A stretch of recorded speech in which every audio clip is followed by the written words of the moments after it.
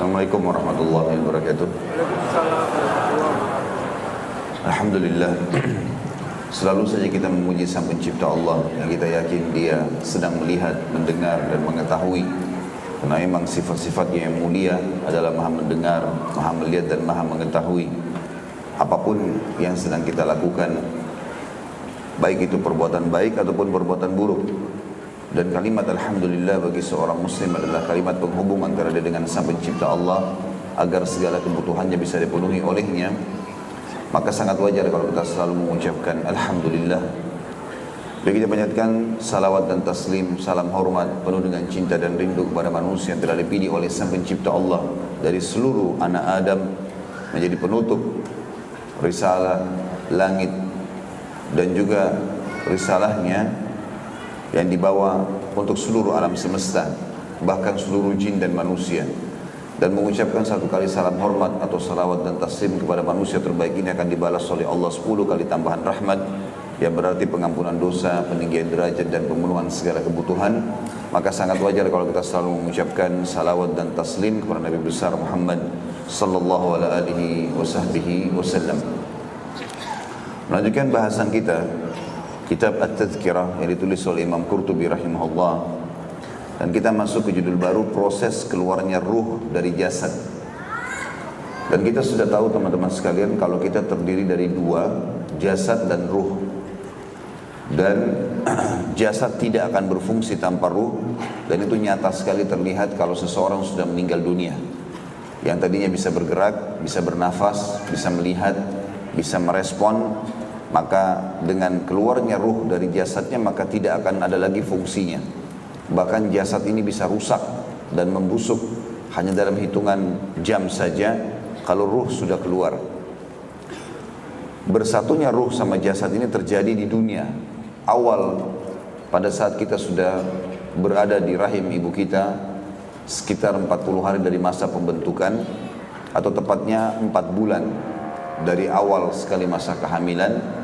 Sebagaimana dijelaskan dalam hadits Bukhari bahwasanya Allah mengutus malaikat pada saat umur itu, kemudian meniupkan ruh pada jasad yang sudah terbentuk, dan dia akan keluar dari jasad kita. Ruh tersebut yang ditiupkan pada saat terjadinya prosesi kematian. Dan mati adalah tahap di mana dipisahkan antara ruh dengan jasad yang kita sedang miliki sekarang ini. Karena memang jasad yang kita miliki ini hanya sebagai fasilitas sementara di dunia. Kita tidak akan bawa ke akhirat sana. Dan nanti di akhirat pada saat hari kebangkitan akan diberikan jasad yang baru. Sebagaimana sabda Nabi SAW juga dalam hadis Bukhari Muslim, bahwasanya nanti kalian akan dikeluarkan atau seluruh jasad kalian akan dimakan oleh tanah kecuali tulang ekor kalian yang darinya Allah akan menumbuhkan kalian. Riwayat lain, Allah akan menurunkan hujan yang akan menimpa tulang-tulang ekor tersebut. Kemudian kalian akan tumbuh, ada jasad baru seperti tumbuhnya tanaman-tanaman atau sayuran. Maka tumbuhlah postur tubuh yang baru, dan agak berbeda tentunya dengan postur tubuh kita sekarang secara kualitas dan juga tinggi postur tubuh itu. Tapi paras wajah tetap sama. Sebagaimana sabda Nabi SAW, kalian semua akan dibangkitkan oleh Allah pada hari kiamat dalam poster ayah kalian Adam 60 siku ke langit atau 27,5 meter. Dan itulah jasad yang akan hidup bersama ruh abadi nanti, baik di surga ataupun di neraka. Jadi memang dua-duanya. Dan Ibnu Qayyim rahimahullah mengatakan, kalaupun orang masuk ke neraka, maka dua-duanya akan merasakan siksaan. Sebagaimana kalau masuk ke surga, dua-duanya akan merasakan kenikmatan. Maksudnya jasad sama ruh. Ibaratnya, kata Ibnu Qayyim rahimahullah, jasad dan ruh itu seperti orang buta dan orang yang pincang atau tidak punya kaki, puntung. Mereka bersama-sama mau memakan apel dari sebuah pohon. Kemudian si pincang mengatakan, hai buta, naikkanlah aku ke punggungmu agar aku bisa menjangkau apel tersebut, dan aku akan memandu kamu jalan untuk bisa menjangkau apel itu. Sementara si buta setuju karena berpikir dia tidak bisa lihat apel itu ada di mana. Lalu kemudian dia menggendong si puntung kaki ini, kemudian pergilah ke pohon apel tersebut, lalu dua-duanya makan dari hasil curian. Maka dua-duanya pun akan merasakan siksaan tadi. Begitu pula nanti di akhirat akan merasakan nikmat keduanya. Dan dibahas oleh Imam Qurtubi rahimahullah pada kesempatan ini, semoga Allah berkahi, adalah proses keluarnya ruh dari jasad yang kita kenal dengan mati. Dan ini hanya terjadi sekali saja, tidak akan pernah terjadi lagi. Kematian hanya dirasakan satu kali. Di akhirat nanti sudah tidak ada lagi ruh keluar lagi dari jasad. Jadi tidak ada lagi kematian, sebagaimana banyak riwayat yang berhubungan dengan masalah itu. Di antaranya hadis sahih, kata Nabi SAW, kalau ahli surga sudah masuk ke dalam surga, dan insya Allah semoga kita termasuk penghuninya, maka terdengar suara panggilan dari sosok malaikat yang mengatakan, hai ahli surga. Maka mereka pun semuanya memandang ke arah suara itu. Dengan hikmah Allah mereka bisa melihatnya. Kemudian mereka pun ketakutan. Lalu kemudian dipanggillah penghuni neraka dan dikatakan, wahai penghuni neraka. Lalu mereka semua melihat ke arah suara itu dan mereka ketakutan. Ahli surga takut jangan sampai ada di antara mereka yang dikeluarkan dari surga. Ahli neraka khawatir jangan sampai ada tambahan siksaan buat mereka. Lalu kemudian sosok malaikat itu mendatangkan seekor domba di sebelahnya. Lalu kemudian mengatakan kepada kedua penghuni surga dan neraka, apakah kalian mengenal ini? Mereka mengatakan, iya, itu adalah maut, kematian. Maka disembelihlah domba tersebut di antara surga dan neraka. Dan mereka semua menyaksikan, lalu malaikat tersebut mengatakan, wahai penghuni surga, berbahagialah karena hidup selamanya dalam kenikmatan tanpa kematian lagi. Dan wahai penghuni neraka, sengsaralah karena kalian dalam siksaan tanpa ada kematian setelah hari ini. Maka penghuni surga makin gembira dan penghuni neraka makin sedih, ya. Berarti prosesi kematian hanya satu kali saja. Dan itu Allah sebutkan juga dalam Al-Quran. A'udzu billahi minasyaitonir rajim, la yadzuqunal mauta illa mautatal ula. Mereka tidak akan pernah merasakan mati kecuali mati yang pertama saja. Jadi cuma sekali. Dan perlu kita garis bawahi, ini sudah saya ulangi di awal-awal bab-bab kita atau pasal-pasal kita dalam buku ini. Kalau mati bagi seorang mukmin adalah awal segalanya. Tidak ada yang perlu disedihkan. Kita tidak perlu takut menghadapi kematian. Dan ini yang difahami oleh kaum salafus saleh dulu. Dari para sahabat, dari para tabi'in. Mereka sangat faham mati itu justru awal segalanya, bukan akhir segalanya. Karena dia akan pergi menuju kepada kehidupan abadi. Dan apapun yang sudah dia usahakan selama di dunia, dia akan panen di sana. Maka mati sebuah kebahagiaan bagi orang beriman.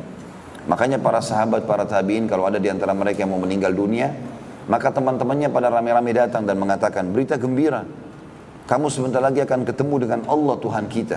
Kamu akan bertemu dengan kekasih Rasulullah SAW. Kamu akan mendapatkan surga yang telah dijanjikan kepadamu. Karena memang itu keyakinan seorang mukmin. Makanya mereka juga kalau masuk di kancah jihad, mereka tidak pernah takut mati. Yang dikejar malah kematian. Seperti Al-Bara' ibn Azib radhiyallahu anhu, sahabat Nabi yang mulia dari Ansar, sampai Umar bin Khattab menulis wasiat kepada seluruh gubernurnya agar jangan menjadikan Al-Bara' ibn Azib sebagai panglima perang.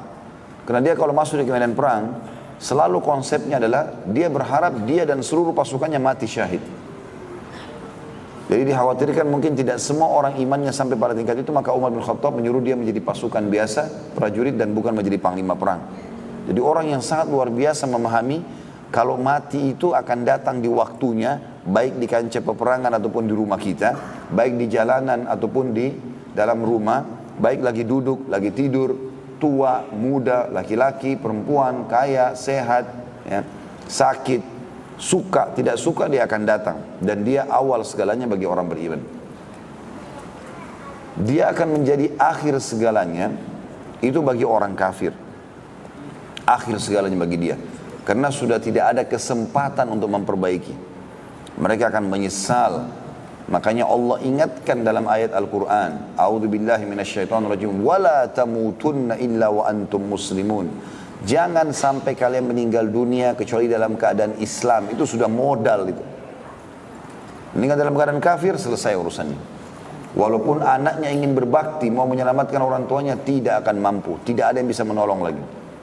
Orang kafir dalam banyak ayat Al-Quran, wa na'udzubillah, Mereka pada hari kiamat menyesal, tapi tidak ada gunanya lagi penyesalan tersebut. Makanya harus difahami poin-poin seperti ini. Kata Imam Qurtubi rahimahullah, proses keluarnya ruh dari jasad, pada bab ini kata beliau diterangkan bahwa menjelang dikeluarkan ruh seorang mukmin maupun kafir dari jasadnya, ada pemberitahuan terlebih dahulu. Dan sesudah dicabut, maka ruh itu akan dibawa naik ke langit. Ibnu Mubarak, atau nama beliau adalah Abdullah bin Mubarak, salah satu ulama tabi'in yang masyhur dengan keimanannya, berkata dari Haywah, dari Abu Sakhr, dari Muhammad bin Ka'ab al-Qurazi, apabila jiwa mukmin telah tergenang, maka datanglah kepadanya malaikat maut, lalu mengucapkan, Assalamu alayka, hai wali Allah. Allah mengucapkan salam untukmu. Kemudian dia pun mencabut nyawanya. Demikian sebagaimana dinyatakan dalam Al-Quran, dalam surah An-Nahl ayat 32. Ini karena tidak ditulis lafaz ayatnya, kita buka ini. Surah nomor 16 ayat 32. A'udzu billahi minasyaitonir rajim. Alladzina tatawaffahumul malaikatu tayyibina yaquluna salamun alaikum udkhulul jannata bima kuntum ta'malun. Orang-orang yang diwafatkan dalam keadaan baik oleh para malaikat, dan para malaikat mengatakan kepada mereka, salamun alaikum, keselamatan buat kalian. Masuklah kalian ke dalam surga, atau masuklah kamu ke dalam surga disebabkan apa yang telah kamu kerjakan. Jadi ini tafsir dari surah An-Nahl ayat 32 disampaikan oleh Ibnu Mubarak rahimahumullah, bahwasanya malaikat akan mengucapkan kalimat tersebut dan menyampaikan salam Allah kepada orang beriman. Abdullah bin Mas'ud radhiyallahu anhu juga menjelaskan, apabila malaikat maut datang untuk mencabut ruh seorang mukmin, maka dia berkata kepadanya, Tuhanmu mengucapkan salam untukmu. Jadi karunia yang luar biasa. Kita kalau mendapatkan salam dari seseorang yang kita hormati, saya dari kalangan manusia sudah gembiranya luar biasa. Bagaimana orang beriman dalam kondisi dia ketakutan, ruhnya keluar, lalu dia mendapatkan salam dulu dari Allah, kemudian baru dicabut ruhnya. Kata sebagian ulama, ini semua agar memudahkan dia bisa menerima keputusan Allah untuk mencabut ruhnya. Karena memang ada proses sakarat, proses pencabutan ruh itu akan ada dari tubuh. Juga dalam ayat lain surah Al-Ahzab ayat 44, Allah Subhanahu wa taala berfirman, A'udzu billahi minasyaitonir rajim. Tahiyyatuhum yawma yalqawnahu salam. Salam penghormatan kepada mereka, maksudnya orang-orang mukmin pada hari mereka menemuinya, ialah salam. Kata sebagian ulama tafsir, yang dimaksud adalah pada saat mulai mati itu, prosesi pencabutan ruh, maka akan ada kalimat sambutan meriah, keselamatan dan salam dari Allah untuk orang-orang beriman. Menurut riwayat Al-Bara' ibn Azib radhiyallahu anhu, maksudnya malaikat maut mengucapkan salam kepada orang mukmin ketika mencabut nyawanya, dan dia tidak mencabut ruhnya sebelum mengucapkan salam kepadanya. Sedangkan menurut Mujahid salah satu ulama tabi'in juga, orang mukmin diberi kabar gembira tentang kebaikan keadaan anak-anaknya kelak sehingga hatinya tenang. Maksudnya adalah makna daripada surah Al-Ahzab ini, dia sudah lihat malaikat, dia sudah tahu dia akan ke surga, maka menambah kegembiraannya menurut Mujahid, bahwasanya Allah menyampaikan anak-anakmu nanti akan selamat, bernama fulan, bernama fulan, bernama fulan, diberitahukan kepada dia sehingga menambah kegembiraannya. Tentu makna yang pertama lebih tepat, disampaikan oleh Ibnu Mas'ud dan juga Al-Bara' ibn Azib radhiyallahu anhu majma'in, bahwasanya ini adalah ucapan selamat dari malaikat untuk calon mayit tadi. Adapun menurut riwayat Ibnu Majah dari Abu Hurairah radhiyallahu anhu dari Nabi sallallahu alaihi wasallam, di mana beliau bersabda, para malaikat pada datang apabila orang yang akan mati itu saleh, maka malaikat itu berkata, keluarlah hai jiwa yang baik dari dalam tubuh yang baik, keluarlah dalam keadaan terpuji dan bergembiralah karena akan mendapat rahmat dan kesenangan, dan Tuhan pun meridhoimu, tidak murka. Dengan demikianlah perkataan ini atau perkataan itu diucapkan terus menerus sampai nyawanya keluar dan selanjutnya dibawa ke langit. Maka dibukakanlah pintu langit untuknya seraya ditanyakan. Para malaikat di langit bertanya, siapa ini? Maka para malaikat yang membawa nyawa itu berkata, Fulan bin Fulan. Maka disambutlah dia dengan ucapan, selamat datang jiwa yang baik dari dalam tubuh yang baik. Masuklah, hai jiwa yang terpuji, dan bergembiralah karena akan mendapat rahmat dan kesenangan, dan Tuhan pun meridhoimu, tidak murka. Begitulah seterusnya perkataan itu diucapkan kepadanya hingga sampai ke langit di mana dia menemui Allah. Tetapi jika orang yang mati, tentu di sini dimaksud jiwa yang baik karena dia beramal saleh dan beriman, dan jasad yang baik maksudnya jasadnya selama hidup digunakan untuk kebaikan dan kepatuhan. Begitulah seterusnya perkataan itu diucapkan kepadanya hingga sampai ke langit di mana dia menemui Allah. Tetapi jika orang yang mati itu manusia jahat, maka malaikat maut berkata kepadanya, dan maksud manusia jahat adalah dua, orang kafir dan orang fasik. Jadi orang fasik artinya orang muslim yang banyak dosanya, prosesi kematiannya sama dengan orang kafir. Keluarlah, hai jiwa yang busuk dari dalam tubuh yang busuk, keluarlah dalam keadaan tercela, dan bergembiralah dengan mendapat air yang sangat panas, air yang sangat dingin, dan berbagai macam azab yang serupa dengannya. Perkataan seperti itu diucapkan terus sampai nyawanya keluar, kemudian dibawa ke langit dan diminta bukakan pintu. Maka ditanyakan oleh para malaikat di langit, siapakah ini? Maka malaikat yang membawanya mengatakan, Fulan. Jawab malaikat yang membawanya. Maka disambutlah dengan ucapan, tidak ada kata selamat datang untukmu, hai jiwa yang busuk yang berasal dari dalam tubuh yang busuk. Kembalilah kamu dengan terhina, pintu langit tidak akan dibukakan untukmu. Maka nyawa itu dikembalikan dari langit ke dalam kubur. Hadis ini disebutkan oleh Ibnu Majah dan disahihkan oleh Syekh Albani dalam Shahihul Jami' di nomor 1968. Hadis ini diriwayatkan oleh Ibnu Majah dari Abu Bakar bin Abi Syaibah, dari Syabab bin Siyar, dari Ibnu Abi Dhi'b, dari Muhammad bin Amr bin Atha, dari Sa'id bin Yasar, dari Abu Hurairah radhiyallahu anhu. Ini memang isnad yang sahih dan thabit atau otentik. Tokoh-tokohnya disepakati oleh Al-Bukhari dan Muslim. Selain Ibnu Abi Dhi'b, dia hanya disepakati oleh Muslim saja. Maknanya adalah bahwasanya hadis ini sangat jelas, sahih, diterima oleh semua ulama, dan kaum muslimin harusnya meyakini dan mengkonsumsinya, dipakai dalam realita kehidupannya sehari-hari. Kalau memang orang mukmin akan seperti ini prosesi kematiannya, dan juga orang kafir dan fasik akan seperti itu. Dan setiap orang di antara kita tidak bisa luput, bahkan tidak ada jaminan hari ini kita masih bisa melanjutkan hidup kita atau tidak. Maka jadilah orang beriman. Dan sudah saya bahasakan teman-teman sekalian, jangan tunda taubat. Taubat kata kunci yang luar biasa, kalimat keselamatan. Taubat nasuha. Bagaimana kita meyakini bahwasanya Allah Subhanahu wa taala akan menerima, bahkan Allah gembira dengan taubat hambanya. Ucapkan astagfirullah, saya mengucapkan permohon maaf ya Allah, wa atubu ilaih, dan aku berjanji tidak akan mengulanginya. Kemudian kata Imam Nawawi rahimahullah, azamkan 3 hal. Tinggalkan dosa itu seketika, lagi zina, lagi riba, lagi bohong, apalah durhaka sama orang tua dan seterusnya. Kemudian sesali, dan yang ketiga berjanji kepada Allah tidak akan mengulanginya. Kalau dia mati sedetik setelah itu saja, sudah dipastikan diterima oleh Allah Subhanahu wa taala. Maka jangan tunda, dan jangan setengah-setengah untuk menjadi orang baik.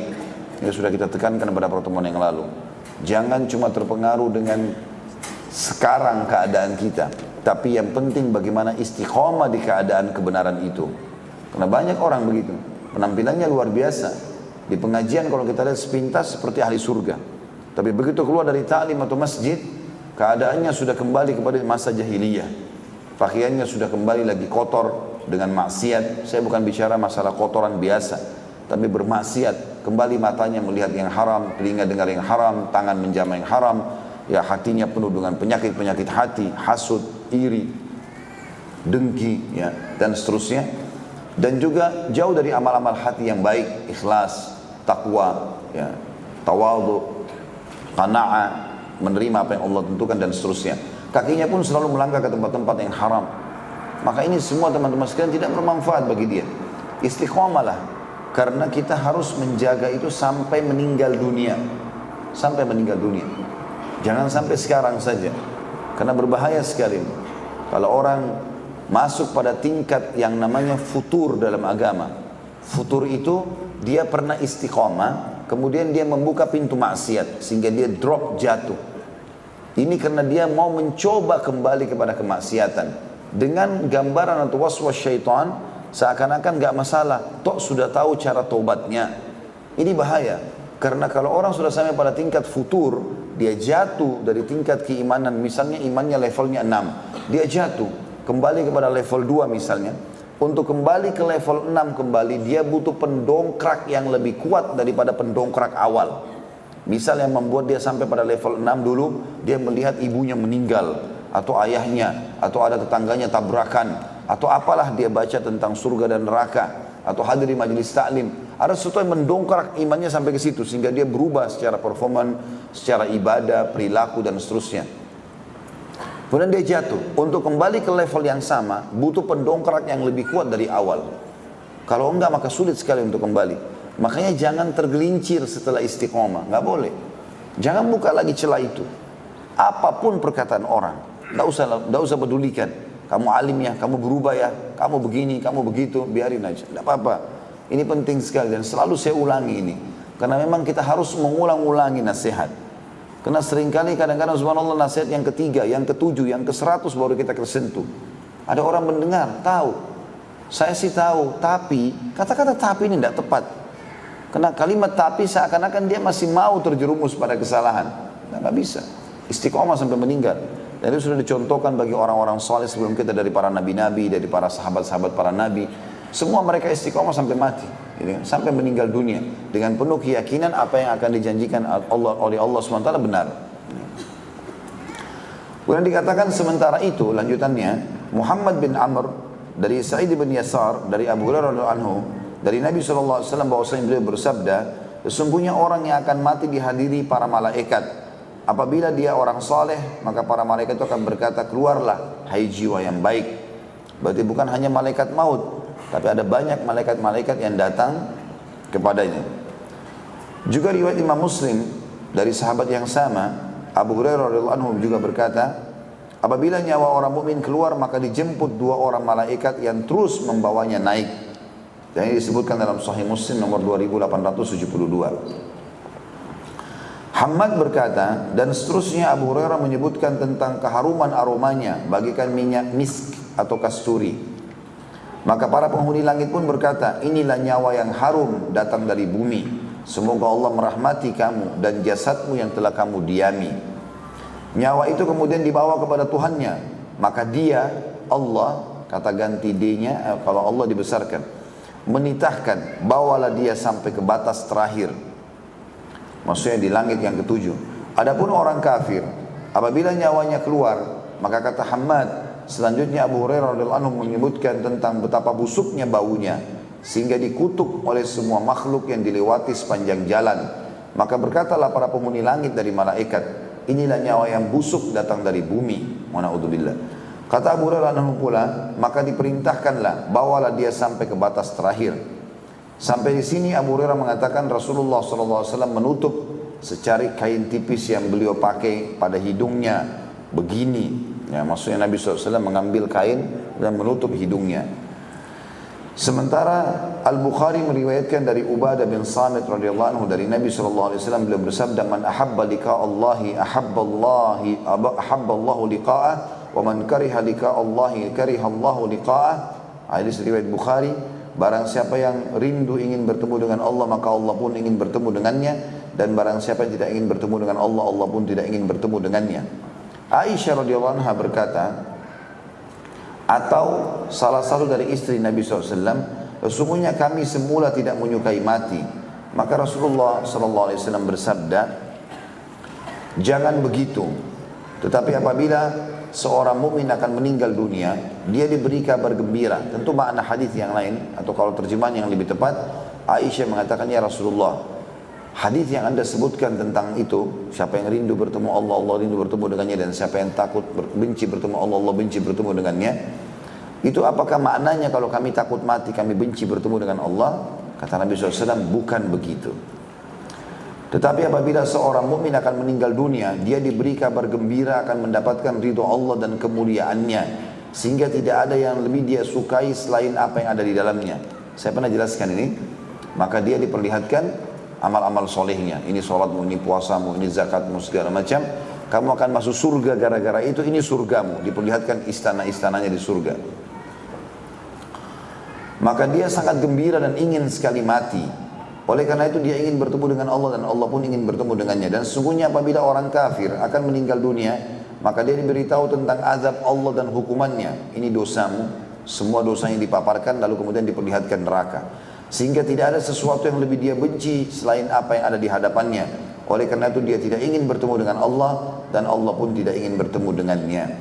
Hadis ini juga diriwayatkan oleh, tentu diriwayatkan oleh Imam Bukhari nomor 6507. Ini juga diriwayatkan Imam Muslim dan Ibnu Majah dari Aisyah radhiyallahu anha, dan juga diriwayatkan oleh Ibnu Mubarak dari Anas radhiyallahu anhum. Hadis lain tentang keluarnya ruh.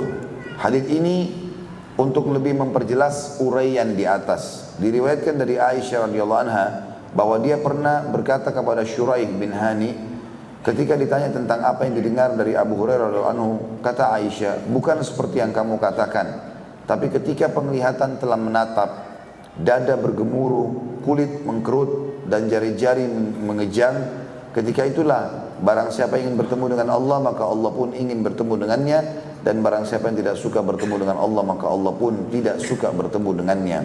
Sebagaimana disebutkan oleh Imam Muslim, hadis ini nomor 2683. Juga diriwayatkan pula dari Aisyah radhiyallahu anha, jika Allah menghendaki kebaikan pada seseorang, maka setahun sebelum kematiannya Allah menitahkan seorang malaikat untuk membimbing orang itu dan memberinya taufik. Taufik maksudnya ya, panduan yang tepat. Sehingga orang-orang berkata, fulan telah meninggal dalam keadaan yang terbaik. Ketika orang itu akan meninggal dan melihat pahala amalnya, maka ruhnya sangat rindu. Pada saat itulah dia ingin bertemu dengan Allah, dan Allah pun ingin bertemu dengannya. Dan apabila Allah menghendaki keburukan pada seseorang, maka setahun sebelum matinya Allah membiarkan syaitan mendatangi orang itu, lalu disesatkannya dan diteror, sehingga orang-orang berkata, fulan meninggal dalam keadaan terburuk. Ketika orang itu akan meninggal dan melihat azab yang akan menimpanya, hatinya sangat gelisah. Saat itulah dia enggan bertemu dengan Allah, Allah pun enggan bertemu dengannya. Hadis ini sanadnya hasan, diriwayatkan oleh Imam Ahmad di nomor 218 secara mauquf dari Aisyah radhiyallahu anha. Hadis ini lebih rinci lagi tentang masalah adanya prosesi, dan saya pernah bilang teman-teman sekalian, kalau ditahunya orang ini husnul khatimah atau su'ul khatimah bukan dari keadaan fisiknya. Karena ada orang mati kebakaran, hangus badannya. Ada orang tenggelam di lautan, habis dimakan ikan. Ada orang naik di pesawat, meledak, habis nggak ditemukan sedikit pun potongan badannya. Tidak selamanya keadaan fisik menggambarkan itu. Walaupun ada, kata para ulama, sebagian orang beriman meninggal lagi senyum, mengeluarkan bau wangi, ada, tapi tidak semuanya. Jadi bukan itu jadi tolok ukur, tapi tolok ukur adalah beberapa waktu sebelum dia meninggal atau di akhir-akhir waktunya, Allah akan tutup dengan kebiasaan yang dia lakukan. Ya, kata Nabi SAW dalam hadis lain, dan hadis sahih, kalau seorang hamba terbiasa dengan satu perbuatan, baik atau buruk, Allah akan menutup hidupnya dengan perbuatan itu. Kalau hadis ini lebih jelas lagi menekankan setahun bahkan sebelum meninggal, dia akan digiring, tanda kutip di sini, untuk melakukan perbuatan yang nanti menjadi tolok ukur dia ke surga atau ke neraka. Kalau teman-teman yang hadir di sini merasa dulu tidak pernah hadir majelis taklim, atau bahkan belum pernah mendengarkan hadis Nabi SAW, atau mungkin belum pernah mendengarkan ayat Al-Quran, atau mendengarkan tentang masalah kematian, surga dan neraka, lalu kemudian hadir pada hari ini saja, itu sebuah berita gembira. Bagaimana Allah Subhanahu Wa Taala menyampaikan berita ini, kalau Bapak Ibu tangkap itu dan diamalkan dalam kehidupan sehari, tinggal istiqomah, halal nikmati, perintah kerjakan, haram jauhi, titik, sampai meninggal saja, maka berarti itu adalah husnul khatimah. Allah Subhanahu Wa Taala ingin menutup kita dengan kebaikan-kebaikan, dan ini satu hal kelebihan yang baik sekali, ya. Dan sebaliknya, kalau orang terbiasa dengan perbuatan buruk, Allah tutup dengan itu. Kalau dia selalu memang dasarnya buruk, datang nasihat-nasihat melalui banyak orang dia tidak mau dengar, maka yang terjadi adalah Allah tutup dia dengan itu. Maka dia makin jauh. Kalau dia biasa ke diskotik, dia akan mabuk-mabukan ke diskotik. Kalau dia terbiasa berzina selingkuh, dia akan begitu. Meninggal dalam keadaan itu.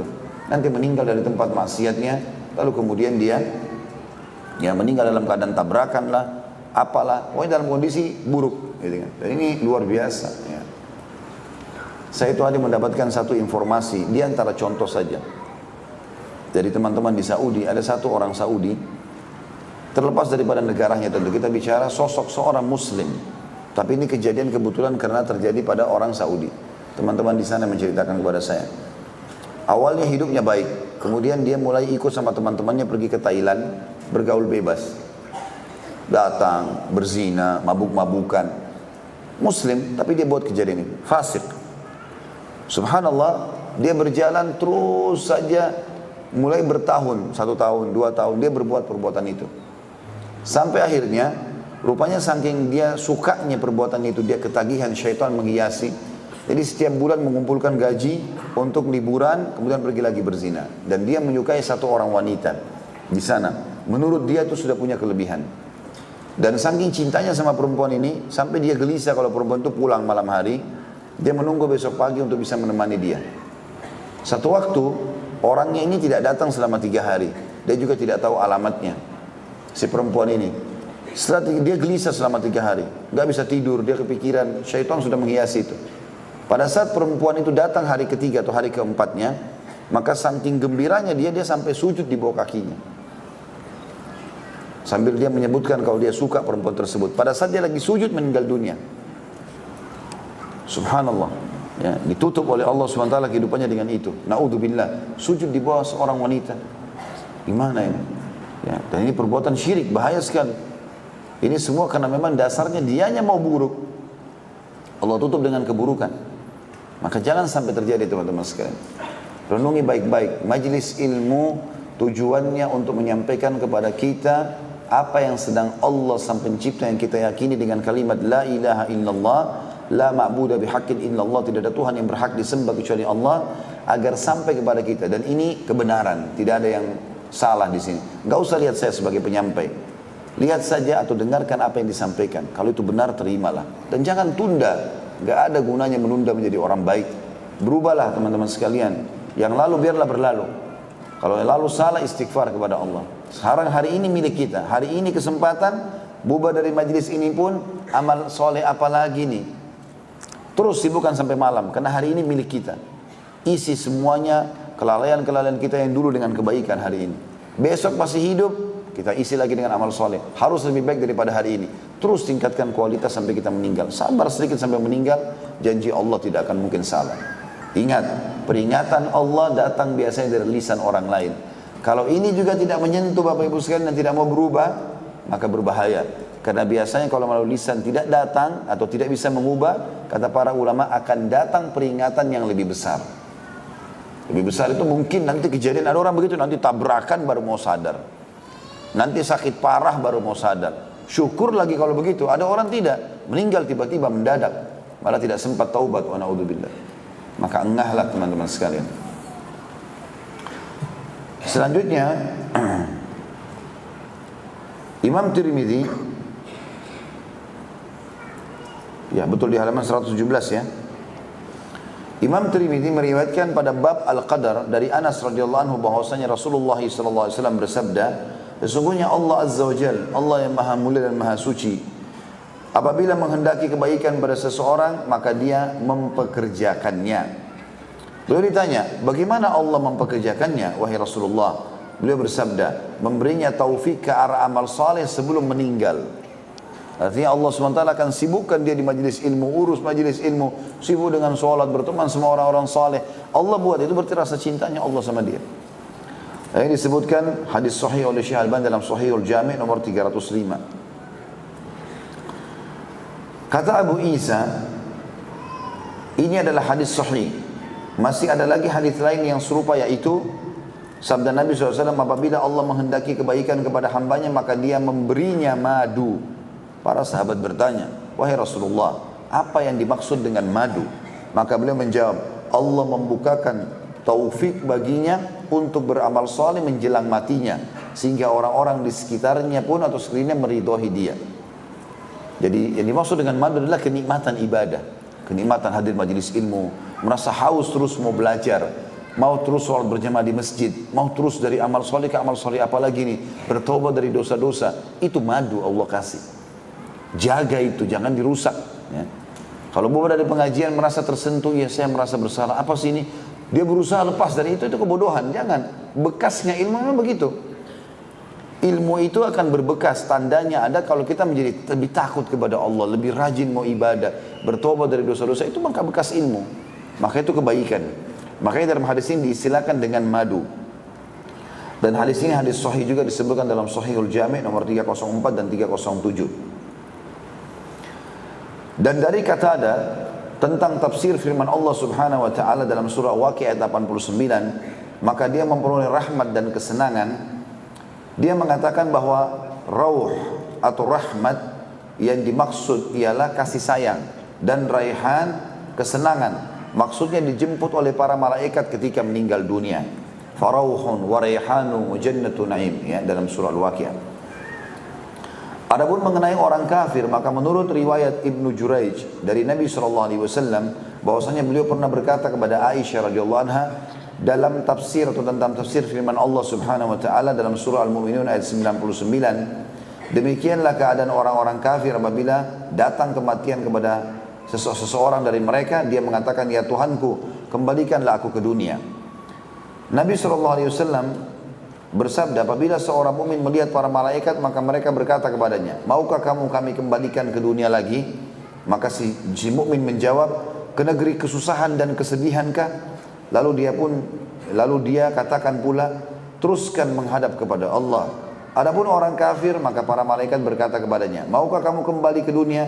Maka dia menjawab, "Iya, kembalikan aku ke dunia agar aku berbuat amal saleh." Sebagaimana dijelaskan dalam surah Al-Mu'minun ayat 99 sampai ayat 100. Orang beriman tidak akan pernah mau kembali ke dunia. Begitu dia sudah meninggal, dia sudah tahu surganya, tidak akan pernah mau kembali ya. Bagaimana sudah saya jelaskan banyak kisah-kisah orang saleh sebelum kita ya. Seperti kisah Sa'id bin Harith yang akhirnya meninggal mati syahid, dan dia betul-betul mengejar mati syahid di bawah pedang dan tombak musuhnya gara-gara mimpi bertemu dengan bidadari di surga. Dan akhirnya bidadari berbicara mengatakan, "Engkau akan bertemu dengan kami 3 hari kemudian." Selama 3 hari itu luar biasa dia mengejar kematian, dan pada saat dia meninggal pun dia tersenyum dan dia berkata kepada temannya yang sedang meriwayatkan kisah ini, "Sesungguhnya apa yang saya ceritakan kepada kamu sekarang saya lihat depan mata saya." Dia saksikan. Dan banyak riwayat yang menjelaskan masalah itu, di mana Nabi SAW menjelaskan waktu melihat ke arah Hanzalah radhiyallahu anhu yang baru menikah sama istrinya, kemudian dia berhubungan biologis di perang Uhud. Hari Jumat malam menikah, habis sholat subuh hari Sabtu dia baru berhubungan biologis dengan istrinya, belum sempat mandi junub, terdengar panggilan perang jihad Uhud, lalu kemudian dia keluar pakai bajunya sebelum mandi, masuk di kancah peperangan, mati syahid. Waktu dikuburkan jenazah para syuhada, Nabi SAW melihat ke arah dia lalu kemudian mengalihkan pandangan mata. Kata para sahabat, "Ya Rasulullah, kenapa anda alihkan pandangan mata anda dari Hanzalah? Kenapa yang lain tidak?" Kata Nabi SAW, "Aku melihat istrinya dari bidadari datang menjemputnya." Hadis itu hadis sahih. Jadi kan dalam riwayat lain dikatakan, "Aku diperlihatkan malaikat yang sedang memandikan dia dari mandi junub." Ini kuasa Allah SWT. Ini banyak penyampaian hal-hal seperti ini. Kita masuk ke subjudul yang baru. Allah ada di langit. Karena di sini tadi dikatakan bahwasanya ruh itu akan dibawa ke langit. Berarti Allah Subhanahu dan bertemu dengan Allah, dan Allah akan berfirman kepada ruh tersebut. Adapun kata-kata Nabi SAW pada hadis di atas tadi, sampai ke langit di mana dia menemui Allah, maksudnya adalah sampai ke langit di mana dia menemui perintah dan keputusan Allah, yaitu langit ketujuh, di mana terdapat Sidratul Muntaha, suatu tempat tujuan segala sesuatu yang dibawa naik dari bumi, dan dari sana pula turun segala sesuatu yang dibawa turun ke bumi. Demikian dikatakan pada hadis Isra dalam Sahih Muslim. Begitu pula dalam hadis riwayat Al-Bara radhiyallahu anhu bahwa nyawa itu dibawa sampai ke langit, sebagaimana yang akan kita terangkan lebih lanjut nanti insyaallah. Saya pernah berdiskusi, kata beliau, dengan beberapa orang sahabat kami, para qadhi dan ulama. Qadhi artinya hakim. Nah, biasanya orang jadi hakim kalau di pemerintahan Islam adalah ulama juga. Tentang apa yang dinyatakan oleh Abu Umar bin Abdi Bar mengenai firman Allah Subhanahu wa taala dalam surah Thaha ayat 5, A'udzu billahi minasyaitonir rajim, Ar-Rahmanu 'alal 'arsy istawa. Tuhan yang Maha Pemurah yang beristiwa di atas arsy. Waktu itu saya sebutkan kepada Abu Umar hadis ini, maka langsung dinyatakan hadis ini tidak sahih dan dia melaknat para perawinya. Maka saya tegaskan kepadanya, hadis ini sahih, diriwayatkan oleh Ibnu Majah dalam As-Sunan, dan janganlah kamu menolak kabar-kabar ya dengan perkataan seperti itu, tapi takwilkan kepada hal yang patut bagi Allah Subhanahu wa taala. Maka orang-orang yang meriwayatkannya adalah mereka yang telah meriwayatkan kepada kita tentang salat 5 waktu. Jika mereka benar dalam meriwayatkan tentang salat, kenapa harus tidak benar dalam meriwayatkan hadis ini? Dan jika mereka berdusta dalam hal ini, bolehkah atau bolehlah mereka dinyatakan pendusta, dan jangan percaya dengan apa yang mereka riwayatkan karena tidak thiqah. Maksudnya adalah penulis ingin menjelaskan kalau pernah bertemu dengan seseorang yang bernama Abu Umar, yang kalau hadis yang tidak dianggap masuk di akal dia, maka dia berusaha untuk menolaknya. Bahkan dia menyalahkan orang yang merawikan hadis itu. Seperti kasus ruh naik ke langit, bertemu dengan Allah, bertemu dengan para malaikat, adanya surga dan neraka, gitu kan. Maka oleh Imam Qurtubi rahimahullah ditegur dan mengatakan hadis ini adalah hadis sahih dan ada diriwayatkan begini dan begitu, dan kamu tidak boleh menolaknya. Artinya membenarkan bahwasanya Allah ada di atas langit dengan kemahabesarannya dan kemahasempurnaannya. Kemudian bagaimana ruh orang mati dibawa ke langit? Al-Bazzar meriwayatkan sebuah hadis dalam musnadnya dari Abu Hurairah radhiyallahu anhu, dari Nabi SAW, beliau bersabda, sesungguhnya apabila seorang mukmin akan meninggal, maka datanglah para malaikat kepadanya membawa kain sutra berisi minyak kasturi dan beberapa ikat kayu wangi. Maka dihunuslah ruhnya bagaikan rambut dicabut dari adonan terigu. Dan dikatakan kepadanya dalam surah Al-Fajr ayat 27 sampai 28, A'udzu billahi minasyaitonir rajim. Ya ayyatuhan nafsul mutmainnah, irji'i ila rabbiki radiyatan mardiyah. Hai jiwa yang tenang, kembalilah kepada Tuhanmu dengan hati yang puas lagi diridhoinya. Maksudnya kamu diridhoi untuk menuju kepada rahmat Allah dan kemuliaannya. Dan apabila ruh telah keluar, maka diletakkan di atas minyak kasturi dan wangian itu, dan dibungkus dengan kain sutra, lalu diantar menuju Illiyin. Illiyin yang maksudnya tempat tertinggi di surga, tempat tertinggi di langit, tempatnya para malaikat. Adapun orang kafir, apabila dia akan mati, maka para malaikat datang kepadanya membawa kain kasar berisi bara api. Maka dicabutlah ruhnya dengan kasar, seraya dikatakan kepadanya, hai ruh yang busuk, keluarlah dengan murka dan dimurkahi, menuju kepada kehinaan dan siksaan Allah atau azab Allah. Dan apabila ruhnya telah keluar, maka diletakkan di atas bara dan dibungkus dengan kain kasar tersebut, lalu diantar menuju Sijjin. Dan Sijjin maksudnya adalah neraka, ya. Nanti diantar untuk merasakan beberapa dari hal neraka yang berhubungan dengan neraka. Sebagian ulama mengatakan terasakan panasnya neraka itu.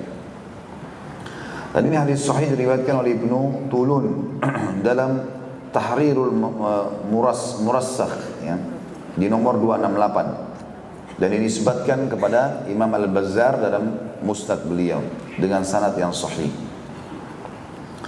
Kata-kata Nabi SAW mengenai ruh orang mukmin lalu diantar menuju ke Illiyin ialah maksud dari sabda beliau ke langit di mana dia menemui Allah, yang terdapat pada hadis riwayat Abu Hurairah terdahulu.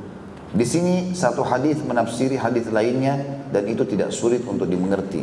Artinya orang semua bisa tahu, asal bisa mengerti masalah ini. Tentu tadi ada sebabnya Imam Qurtubi rahimahullah menulis judul Allah ada di atas langit, karena ada pendapat sebagian orang. Kalau teman-teman yang pegang buku bisa lihat footnote di halaman 118 nomor 1 tentang adanya sebagian sekte Islam yang mentakwilkan ini dengan mengatakan Allah ada di mana-mana, ya. Maka Imam Qurtubi membantah dengan firman Allah ini dan riwayat tadi yang sudah disebutkan itu. Tapi tentu saya tidak perlu masuk terlalu panjang lebar di sana, karena kita ingin menekankan poin tentang masalah bagaimana ruh keluar dan kemudian dibawa ke langit untuk bertemu dengan Sang Pencipta Allah.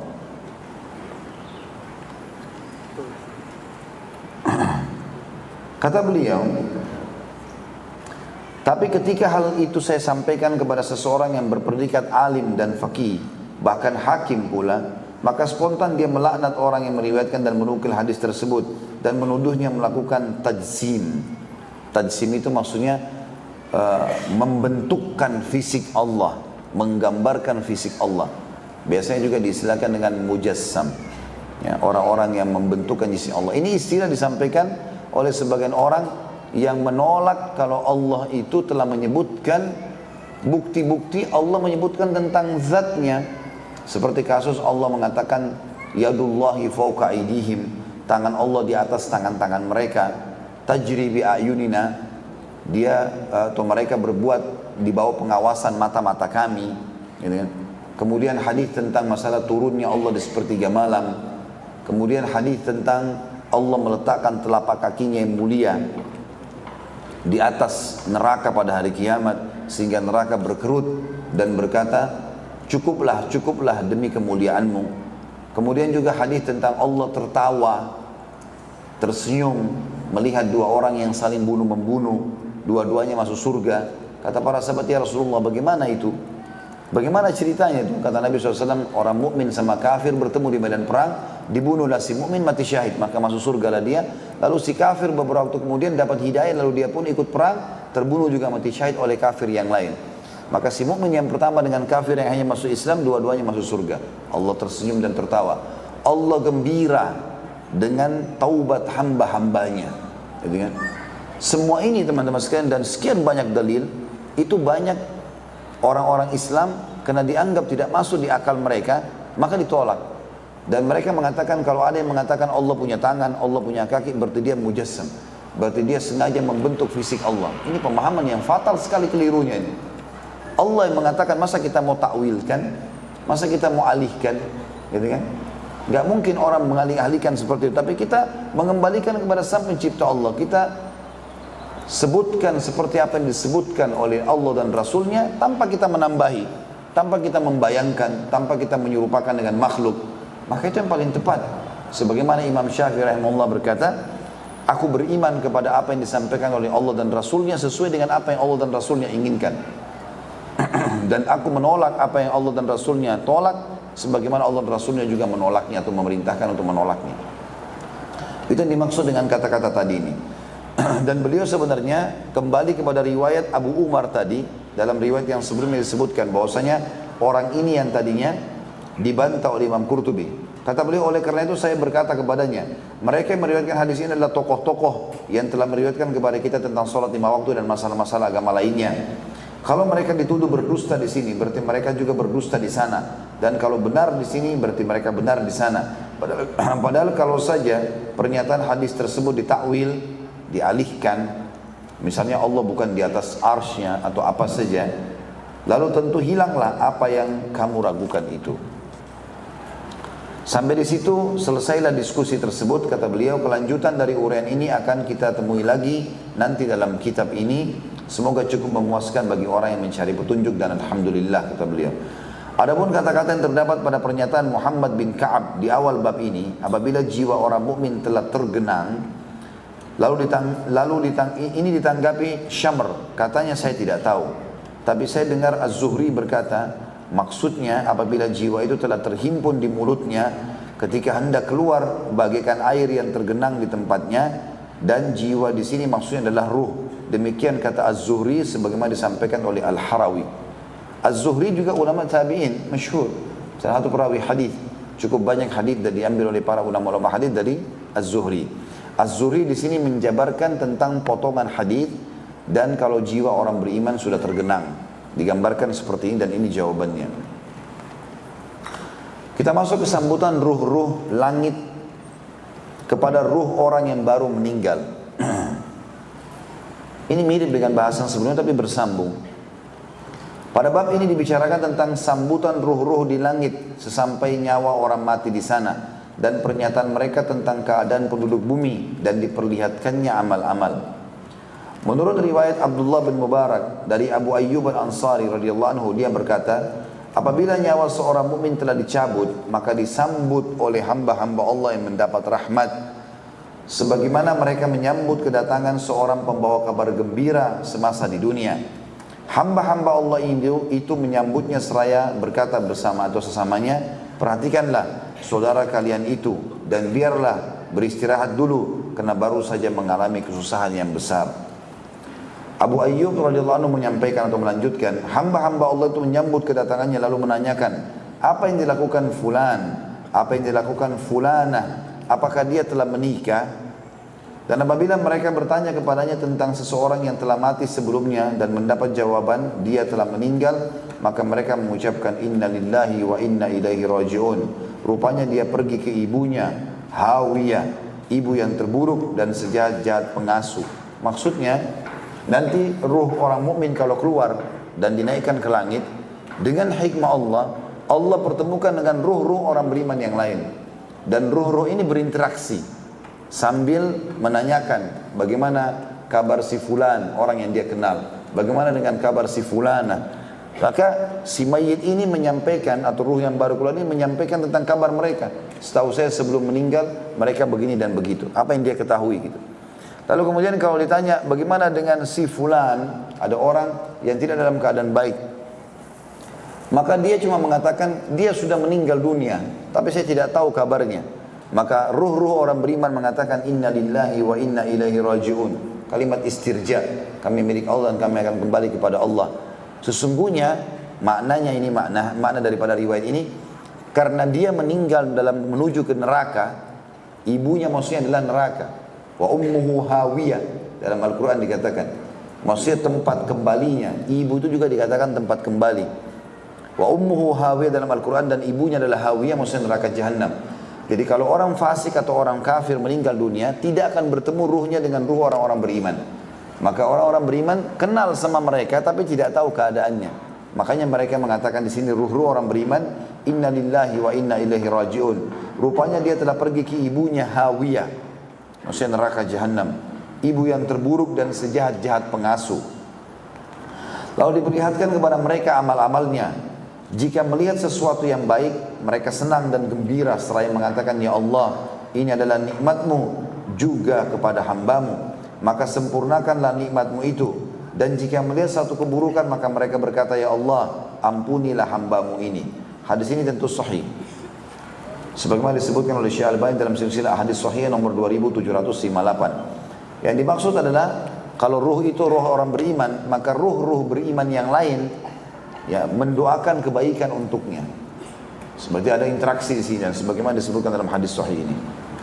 Juga Al-Hasan Al-Basri rahimahullah, salah satu ulama tabi'in, berkata, apabila ruh orang mukmin telah dicabut, maka dinaikkan ke langit, lalu disambut oleh arwah orang-orang mukmin di sana. Mereka menanyakan, apa yang dilakukan fulan? Maka dia balik bertanya, apakah dia belum datang kepada kalian? Ruhnya belum lewat di sini? Maka mereka mengatakan, orang-orang beriman itu belum, demi Allah, dia belum datang kepada kami, bahkan lewat pun tidak. Jangan-jangan dibawa menuju ibunya hawiyah, seburuk-buruk ibu dan seburuk-buruk pengasuh. Hadis ini isnadnya lemah, tapi diriwayatkan oleh Al-Hakim nomor 533, dan tentu disebutkan oleh Syekh Al-Albani dalam kelemahannya. Tetapi hadis ini karena semakna dengan hadis yang sahih sebelumnya, dan dia hanya sekedar datang sebagai penguat, maka dijadikan pegangan oleh para ulama. Kecuali hadis lemah itu kalau bentrok sama hadis yang hasan dan sahih baru ditolak. Subjudul yang lain adalah amal orang mati diperlihatkan kepada keluarganya yang mati lebih dulu. Dan ini adalah bahasan kita yang terakhir tentunya. Dan silakan kalau ada pertanyaan berhubungan dengan masalah prosesi ruh keluar ini. Meskipun berita-berita di atas adalah mauquf, tetapi berita-berita yang isinya seperti itu tidak mungkin dikatakan berdasar pendapat orang biasa. Mauquf maksudnya sampai ke sahabat, enggak disebutin dari Nabi SAW. Kebanyakan riwayat Abu Hurairah berkata, Abu Ayyub Al-Ansari berkata, Anas bin Malik berkata, dan seterusnya. Kata beliau, namun semua itu tidak mungkin berdasarkan pendapat orang biasa. Pastilah sahabat menukil dari Nabi SAW. An-Nasa'i meriwayatkan dengan sanadnya dari Abu Hurairah radhiyallahu anhu bahwa Rasulullah SAW bersabda antara lain, maka para malaikat itu membawa nyawa orang mati menemui arwah kaum mukminin. Maka sungguh mereka amat gembira melebihi seseorang dari kalian ketika kedatangan keluarganya dari rantau. Mereka bertanya kepadanya, apa yang dilakukan fulan? Apa yang dilakukan oleh fulana? Fulan laki-laki, fulana perempuan. Lalu mereka katakan pula, biarkan dia, sungguhnya dia masih sedih mengingat dunia. Maksudnya orang-orang beriman pada ngurumuni dia nanti ruh. Lalu bertanya, bagaimana kabarnya si fulan yang kau kenal? Yang lain juga sebagian mengatakan ruh ini berinteraksi satu sama yang lain, biarkan dia istirahat dulu. Dia baru meninggalkan dunia gitu. Jangan terlalu banyak ditanya, seperti itulah. Tapi saksi bahasan kita adalah interaksi ruh-ruh ini ya. Ini disebutkan, dan ketika nyawa itu balik bertanya, bukankah fulan telah datang kepada kalian? Ruh-ruh itu menjawab, rupanya dia dibawa ke ibunya Hawiyah. Dan hadis ini sampai di sini adalah hadis riwayat Hasan dan dinyatakan oleh Syekh Al-Albani rahimahullah dalam silsilah hadis sahih nomor 2628. Demikian seterusnya. Abu Hurairah radhiyallahu anhu menyebutkan hadis ini yang selengkapnya akan kita nanti sebutkan. Ada penyebutan hadis ini lengkap di basal atau bab setelahnya. Sementara itu At-Tirmidzi dan juga Al-Hakim, ini At-Tirmidzi dikasih koma, Al-Hakim juga dikasih koma, karena ini nama dua orang ya, dua-duanya pemilik buku-buku hadis. At-Tirmidzi memiliki Sunan Tirmidzi dan Al-Hakim memiliki kitab Mustadrak namanya. Meriwayatkan dalam Nawadir al-Usul, telah bercerita kepada kami ayahku dari Qubaisah, dari Sufyan, dari Abban ibn Abi Iyash, dari Anas radhiyallahu anhu, dia berkata, sabda Rasulullah sallallahu alaihi wasallam, sesungguhnya amal-amal kalian diperlihatkan kepada keluarga dan kerabat-kerabat yang telah meninggal. Jika amal kalian baik atau amalmu baik, mereka senang, dan jika tidak, maka mereka berkata, ya Allah, jangan matikan mereka sebelum engkau tunjukkan mereka kepada apa-apa yang engkau tunjukkan kepada kami. Hadis ini tentu dinilai hadis yang sangat lemah, namun kita akan baca riwayat setelahnya akan menguatkan itu insyaAllah.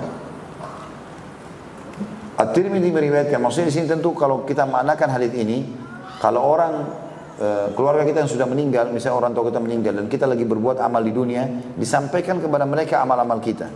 Anakmu si fulan amalnya begini, anakmu si fulan amalnya begini, suamimu begini, istrimu begini, diberitakan kepada dia. Kalau baik maka dia gembira, kalau buruk maka dia pun sedih. Tapi dia nggak bisa buat apa-apa. Dia nggak bisa buat apa-apa. Ya.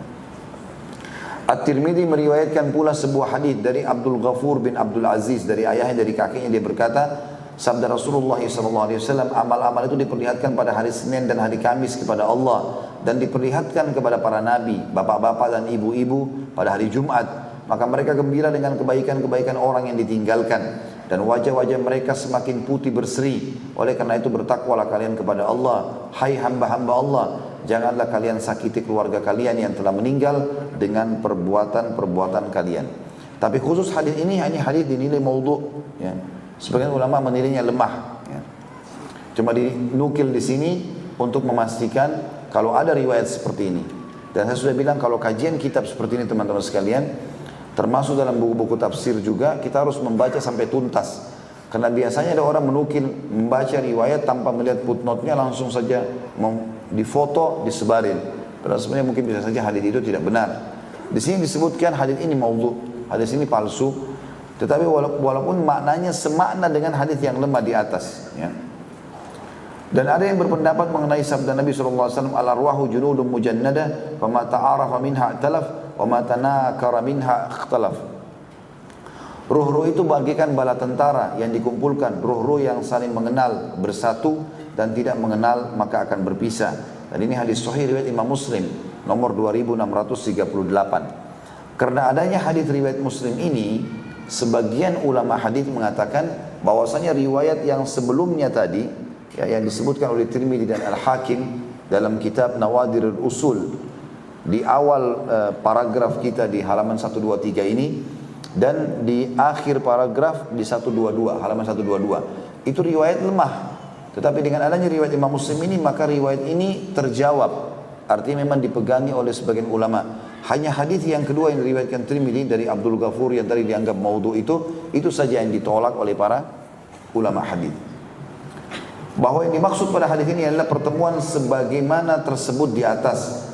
Tetapi ada pula yang berpendapat bahwa yang dimaksud adalah pertemuan antara ruh orang yang tidur dengan ruh orang yang telah meninggal. Ada pula yang berpendapat selain daripada itu. Tapi yang jelas teman-teman sekalian, hadis riwayat Muslim ini lebih dekat pendapat ulama mengatakan memang ruh orang beriman kalau meninggal bertemu dengan ruh orang-orang beriman yang lainnya. Dan orang-orang kafir akan bertemu ruhnya dengan orang-orang kafir, tapi dengan hal-hal yang menakutkan bagi mereka, siksaan dan seterusnya. Sebagai penutup bahasan kita pada pagi ini adalah mayit dalam kubur sakit hati atas berita buruk. Artinya dia juga merasakan pedihnya, perasaan yang gak enak ya, karena dia mendapat berita yang buruk. Hadis diriwayatkan oleh Ibnu Lahiyah dari Bakar bin Ashjuj atau Ashuj dari Abul Qasim bin Muhammad dari Aisyah radhiyallahu anha bahwa Nabi SAW bersabda, al-mayyitu yu'dhihi fi qabrihi ma yu'dhihi fi baiti. Mayit di dalam rumahnya merasakan sakit oleh sesuatu yang menyakitinya ketika masih hidup di rumahnya. Hadis ini lemah posisinya karena dianggap Ibnu Luhayya lemah hafalannya. Tapi hadis ini bukan lemah sekali. Saya sudah pernah bilang ada hadis yang ditolak mutlak kalau hadis lemah. Kalau dia bertolak belakang dengan hadis hasan atau hadis sahih. Hadis hasan, hadis sahih memerintahkan berbuat A, hadis lemah mengatakan jangan lakukan, maka hadis lemahnya langsung ditolak. Atau yang kedua, lemahnya sangat sekali. Misalnya ada pendusta dalam perawi hadisnya, maka itu langsung ditolak. Tapi kalau hanya sekedar orang lemah hafalannya, kadang-kadang dia lupa, maka ini masih diterima. Berdasarkan hadis ini kata Imam Qurtubi rahimahullah, maka ada yang berpendapat boleh jadi mayit itu mendengar berita tentang perbuatan dan perkataan orang-orang yang masih hidup yang menyakiti hatinya dalam kuburnya melalui firasat yang dibisikkan oleh Allah kepada mereka lewat malaikat, suatu tanda, petunjuk atau apa saja yang dikehendakinya. Allah tentu maha kuasa atas segala sesuatu. Tentu ada riwayat lain ya, yang kata Nabi SAW, hadis sahih riwayat Bukhari, udhkuru mahasina mautakum, sebutlah kebaikan-kebaikan orang mati kalian. Ini semakna dengan hadis ini sebenarnya. Artinya, jangan juga dalam riwayat lain, kalau saya tidak salah riwayat Tirmidzi, yang berbunyi kata Nabi SAW, jangan kalian menyebutkan keburukan-keburukan orang mati di antara kalian karena mereka telah menuju ke Tuhan mereka. Kalau mereka buruk maka sudah dihukum, kalau mereka baik sudah mendapatkan pahala. Tapi yang jelas jangan sebutkan keburukannya. Ini semakna semua dengan ini, ya, hadis-hadis yang disebutkan tadi dalam riwayat ini. Juga diriwayatkan dari Urwah, ada seseorang mempergunjingkan Ali radhiyallahu anhu di sisi Umar bin Khattab radhiyallahu anhu. Maka kata Umar, kenapa kamu? Semoga Allah memburukkan kamu. Kamu telah menyakiti Rasulullah SAW dalam kuburnya. Kata para ulama kita, hadis ini mengandung larangan berkata buruk tentang orang-orang yang telah meninggal. Maksudnya Ali bin Abi Thalib adalah orang yang dicintai oleh Nabi SAW. Kenapa harus sebutin keburukannya? Orang yang mencintainya yang sudah meninggal merasa terganggu dengan ucapan-ucapan itu. Termasuk kita sekarang teman-teman, kalau ada orang yang meninggal pun dan kita tahu orang itu punya keburukan, tidak usah disebutkan. Allah sudah hukum, ya, tidak usah disebutkan. Kecuali dasarnya orang itu kafir, seperti Fir'aun misalnya, untuk jadi ibrah dan pelajaran itu lain. Tapi kalau orang beriman sudahlah. Karena kalaupun dia orang buruk, dengan meninggalnya dia sudah tertutupi, gitu kan? Dia meninggal berarti sudah selesai urusannya. Keburukannya sudah tidak lagi mengganggu kita, maka dianggap sudah selesai. Kalaupun ada hak kita pada dia, maka kita akan menuntutnya nanti di hari kiamat. Ingat ya, Allah Maha Adil akan menghukumi kita dengan kemahaadilannya. Misal, ada orang utang tidak bayar. Kita punya uang, dia nggak bayar. Dia berdosa kalau dia sengaja. Dan kita akan ambil hak kita pada hari kiamat. Tapi jangan lupa, kita nggak punya hak mencaci maki dia. Mencaci maki dosa sendiri. Berarti kita akan mengambil hak kita dari utang, dia akan mengambil hak dari cacian kita. Hati-hati, Allah sangat adil. Maka jangan balas keburukan dengan keburukan teman-teman sekalian. Jangan. Kita keluar masjid sendal kita hilang misalnya. Maka pencuri berdosa dengan curiannya. Tapi kalau kita caci maki, kita berdosa dengan cacian kita. Karena cacian tidak ada hubungannya dengan sendal hilang. Sekarang kalau antum caci maki, kembali sendalnya. Kan tidak. Gitu kan? Maka hati-hati. Banyak orang gitu karena dia pikir dia punya hak lalu dia melanggar itu. Makanya saya ingatkan kembali nasihat Urwa bin Zubair rahimahullah, salah satu ulama tabi'in, anaknya Zubair bin Awam, ayahnya sahabat Nabi yang mulia. Dia pernah mendengar orang mencaci maki Hajjaj bin Yusuf, orang yang zalim di zaman itu. Lalu kemudian dia caci maki segala macam dengan kalimat-kalimatnya. Lalu Urwah bin Zubair menahan tangannya sambil mengatakan, sah ya bena akhi, diam mulutmu hai anak saudaraku.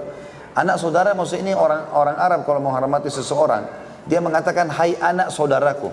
Maksudnya kamu dan ayahmu adalah saudaraku dalam Islam. Diamlah wahai anak saudaraku.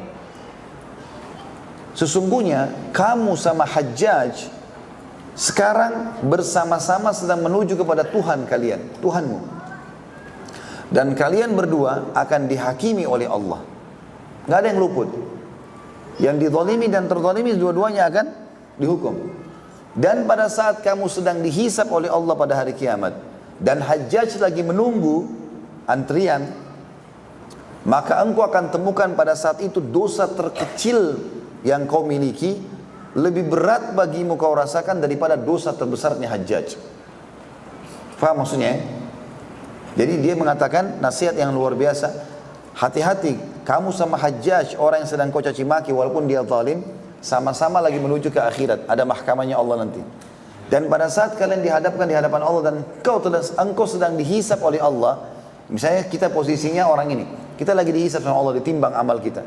Hajjaj yang zalim lagi antri, dia belum dihisap. Maka kata Urwah bin Zubair kepada orang ini, pada saat kau sedang dihisap dan Hajjaj sedang menunggu, kau akan temukan pada saat itu dosa terkecilmu, misal cuma apalah, lihat yang haram, itu kau akan rasakan lebih berat pada saat itu daripada dosa terbesarnya Hajjaj. Karena kau takut dengan dosa kecilmu itu, kau akan dihukum. Itu pada saat itu kau akan rasakan dosa terkecilmu lebih berat daripada dosa terbesarnya Hajjaj. Dan ketahuilah, Allah pasti tidak akan luput, akan memberikan hak orang-orang yang telah dizalimi oleh Hajjaj. Hajjaj zalim, ambil tanahnya orang segala macam, Allah akan berikan haknya. Orang yang terzalimi akan diambil dari Hajjaj. Tapi jangan lupa, Allah pun akan memberikan haknya Hajjaj dari orang-orang yang menzaliminya. Walaupun dia zalim, dia juga akan dikasih haknya nanti hari kiamat sama Allah. Hati-hati, ya. Maka mulai sekarang berhentilah membicarakan kekurangannya orang atau kesalahan orang. Walaupun dia orang jahat, bukan tugas kita itu. Kecuali kita datang menasihatin depan matanya, gitu kan? Makanya teman-teman, menutup telinga dan mata dari gosip ini penting. Tutup, jangan baca, jangan lihat, tidak usah tahu. Dalam majelis ada yang bicara, berdiri, maaf saya nggak mau dengar. Jangan dengar, karena kita manusia sensitif, kita jadi terbawa, akhirnya kita jadi bicarakan orang. Bahkan kalau kita tidak minta maaf di dunia, kapan kira-kira kita minta maaf? Di akhirat, nggak bisa lagi. Dia harus balas kita minta dengan pahala. Saya kasih contoh tadi jelas sekali, kalau sendal kita dicuri oleh seorang pencuri, dia curi, dia berdosa, kita balas dengan cacian, masalah. Baik, apa yang saya bisa lakukan Ustaz? Lakukan yang syariat bolehkan. Misal kita mendoakan, kita terzalimi sekarang, kita bisa bilang, ya Allah hukum dia kena diambil sendal saya. Itu masih boleh. Tapi kalau kita caci maki dia, apalah kebun binatang semua dikeluarkan gara-gara sendalnya hilang, ini maka dia berdosa. Dia juga dihukum oleh Allah Subhanahu wa ta'ala. Hati-hati dengan ini teman-teman. Kata para ulama, hadis ini mengandung larangan berkata buruk tentang orang-orang yang telah meninggal. Dan dalam hadis tersebut juga berarti bahwa Rasulullah SAW melarang mencaci orang-orang yang telah meninggal. Sebagaimana disebutkan dalam hadis Bukhari nomor 1393 dari Aisyah radhiyallahu anha, yang tadi saya sebutkan hadisnya. Ya. Jangan kalian menyebutkan atau jangan kalian mencaci maki orang mati di antara kalian. Dan melarang melakukan perbuatan-perbuatan yang menyedihkan mereka semasa hidup mereka. Maksudnya menyebut-nyebut keburukan-keburukannya. Dan berarti pula melarang durhaka terhadap bapak ibu setelah keduanya meninggal. Jadi bukan berarti orang tua kita bakti pada saat mereka hidup. Begitu mereka meninggal kita boleh caci maki. Enggak. Ini enggak boleh.